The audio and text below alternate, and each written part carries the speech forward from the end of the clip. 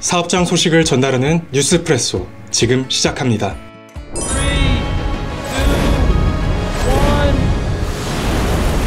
Ls그린링크가 4월 28일 미국 버지니아주 체사피크시에서 미국 최대 규모의 해저 케이블 공장 착공식을 열었습니다. 이번 투자는 1조 원 규모로 체사피크시 역사상 최대 규모의 민간 투자입니다. 공장은 2027년 완공을 목표로 201m 높이의 V12 타워와 전용 항만을 갖춘 세계 최고 수준의 해저 케이블 생산 기지로 건설됩니다.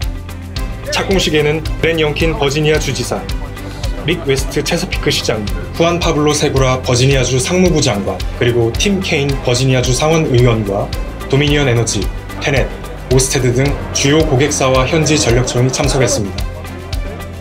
체사피크시는 투자에 대한 환영의 의미로 공장 앞 도로 명칭을 원 LS웨이로 지정하고 도로 표지판을 구봉규 대표에게 전달했습니다. This project represents not only a major milestone for LS, but a shared vision for the future, one rooted in innovation, infrastructure, and opportunity.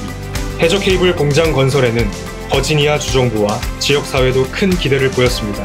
$700 million is being invested here.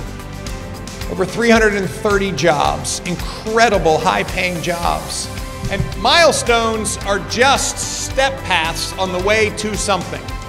And boy, are we on the way to something here at Ls그린링크. 이번 착공은 단순한 공사 시작이 아니라 버지니아주와 Ls그린링크가 함께 만들어가는 에너지 미래의 서막임을 강조했습니다. 착공식 후 기자 간담회가 이어졌습니다. 구봉규 대표, 김기수 Ls그린링크 법인장을 비롯해 릭 웨스트 체사피크 시장 등 주요 인사들이 인터뷰에 참석했습니다. 워싱턴 특파원을 포함한 국내 언론과 버지니아주 지역 매체 기자 수십 명이 참석해 높은 관심을 보였습니다. Where do you think your market is? Typically right now for the first few years it's going to be going to Europe. So as you do know, the Atlantic Ocean is the only thing that separates us from Europe currently right now. Is there anything you can do to minimize the negative impact of the tariff on this project? And so I have written a local op-ed letter advocating for continuing with incentives for clean energy, particularly for what Ls그린링크 has done for our economy and what it continues to do for the state and federal economy.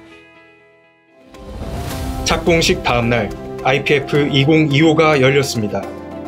개회식에서 구봉규 대표가 기조대담자로 초청되어 해상 풍력 산업의 성장 가능성에 대해 설명했습니다.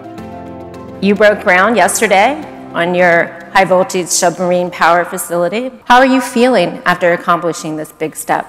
Having that, I would say, big ceremony is stressful. So, number one, it's very relieved that it's over. So what's next as you prepare to open the factory? The important thing, I think, is spending money is going to be pretty simple. But if you want to open a factory, we need skilled workers, we need good workers, we have to have those plans of what we're going to be doing to actually operate the factory. It's going to be completely different in building and operating a factory in the US because of the culture differences, because of, I would say, people, the supply chain, all kind of things will be different. Mm-hmm. So why did you settle on Virginia? Did you meet? It's because he gave me some Virginia wine and I thought the wine tasted so good. so we tried to settle with that. But, well, the real reason is, number one, if you look at the offshore wind industry currently right now, we had to look at the whole of the US. And obviously right now, of course, we think that we have potential down the road on the West Coast. We think we have potential in the American Gulf.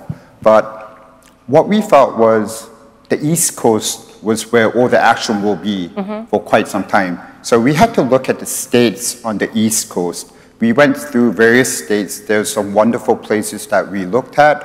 I think if you look at the people, the support of the government, and various other, I would say, criteria that we looked at, we thought that Virginia was going to be the best place to do business.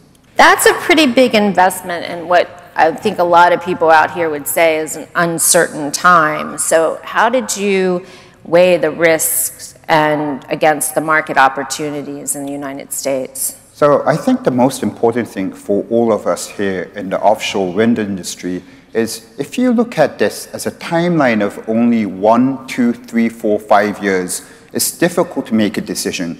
But what we did is we're looking at this as an industry that will last over 20 to 30 to 40 years. If you look at the 10, 20, 30-year time frame, I think everyone in the room will agree that this is going to be an upward trajectory. Of course, we're going to be having our ups and downs, ups and downs, ups and downs.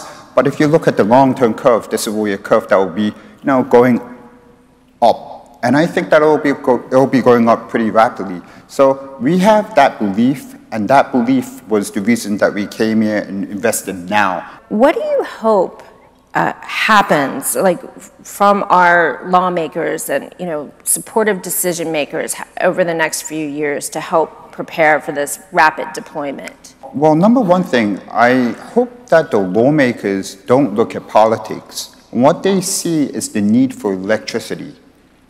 The reason that we're all here, we're talking about this, is clean electricity is good. But altogether, whatever electricity, you need electricity. And for electricity, you need a portfolio. You just can't go with oil and gas, and you just can't go with solar. I would say offshore wind. Say, for example, data centers, AAs, and things like that. We all know currently the number one need that America needs is going to be electricity, and offshore wind can help provide that. Wonderful. Well, is there any words of wisdom or advice you'd like to end our quick fireside chat on? If we hold strong, if we have that same commitment, and if we know that the goal is there, that no one can change that goal, the strengths in numbers will actually make us powerful and make lawmakers and policymakers understand what the important thing is at stake currently right now. Great. Well, thank you for being here. Thank you very much. Thank you for your investment. Thank On you. behalf of the entire American offshore wind industry, we're very, very grateful. Oh, thank you very much. Thank you, everyone. Thank you. 콘퍼런스에서는 전시 부스도 운영됐습니다. 우리 회사는 Ls그린링크 공장을 소개하고 해저 케이블 경쟁력을 강조했습니다. 우리 회사는 한국 기업 최초로 해상풍력 공급망 우수기업상을 수상하며 기술력과 글로벌 생산 기반, 전략적 파트너십 등을 인정받았습니다. 글로벌 에너지 인프라 전환을 이끄는 교두보가 될 Ls그린링크, 북미를 넘어 유럽과 아시아까지 글로벌 해저 사업 공급망의 중심축으로 도약합니다.